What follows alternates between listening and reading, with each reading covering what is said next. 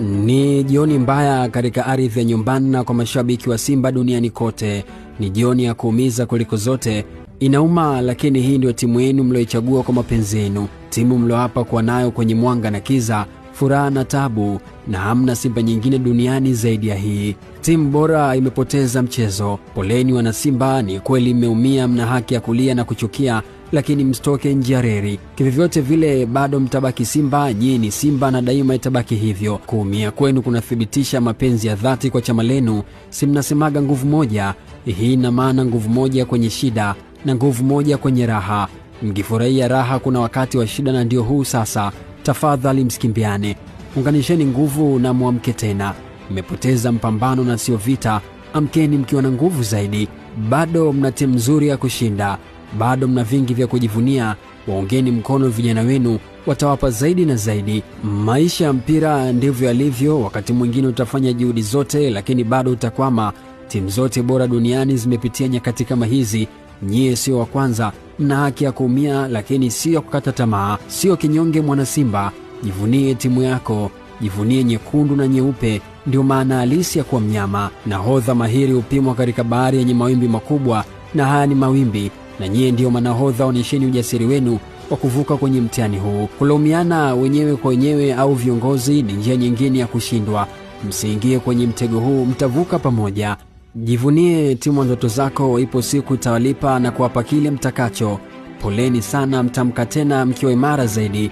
Matumaini yamepotea, lakini huu sio mwisho wa wanasimba. Ni jioni mbaya katika ardhi ya nyumbani na kwa mashabiki wa Simba duniani kote.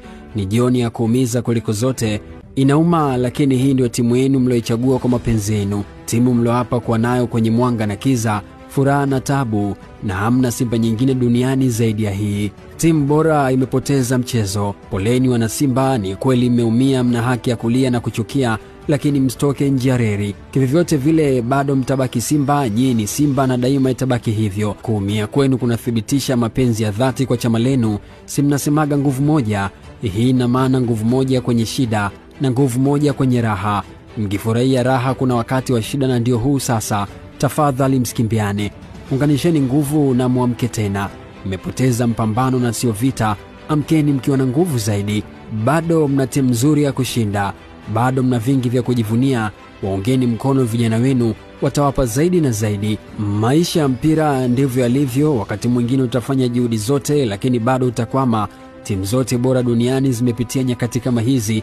Nyie sio wa kwanza. Mna haki ya kuumia, lakini sio kukata tamaa. Sio kinyonge mwana Simba.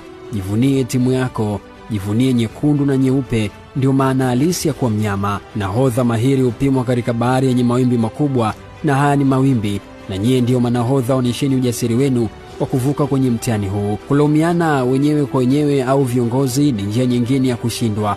Msiingie kwenye mtego huu, mtavuka pamoja. Jivunie timu ndoto zako, ipo siku itawalipa na kuwapa kile mtakacho. Poleni sana, mtamka tena mkiwa imara zaidi. Matumaini yamepotea, lakini huu sio mwisho wa wanasimba. Mimi ni Steve Champion.